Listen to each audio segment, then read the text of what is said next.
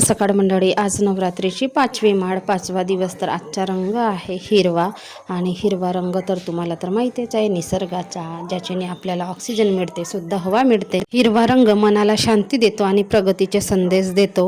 नवचैतन्य आणि समृद्धी, जीवनाच्या अखंड प्रवाहाचे प्रतीक म्हणजे हिरवा रंग. तर इथे पूजेसाठी ना मी इथे फांदी लावली होती, त्या झाडाला फुल आले होते, तर तिथलाच फुल तोडली आणि आज मी देवाला चढवली. मला तर खूप छान वाटलं, तुम्हाला किती काय सांगू. कारण मी आता इथे पहिल्यांदाच लावली झाड आणि त्याला फूल आलं, तर एकदम मन प्रसन्न झाला.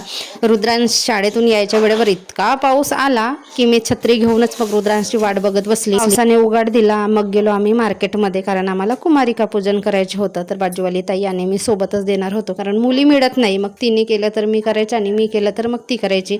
असं नारळाची खीर, पुरी, मसाले भात आणि चण्याची उसळ असं मी जेवण केलं होतं. संध्याकाळी मग मुलींना यायला जायचं होतं, त्याच्या आधी स्वयंपाक झालेलं बरं. कारण मग आल्यानंतर एकतर पाणी पावसाचे दिवस होते आणि एवढ्या लहान मुलांना मग जास्त वेळपर्यंत त्यांचे पालक वगैरे ठेवत नाही.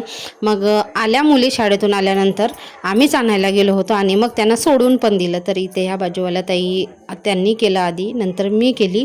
तसं जर मुली 14-15 होत्या, पण पूर्ण तिला 9 झाल्या आणि मला कमी पडले. मग तिच्याकडून जेवण झालं आणि मग मी माझ्याकडे घेतले काही मुलींना. आणि रात्रीचे भांडे वगैरे मग रात्रीच घासून घेतले, असा होता.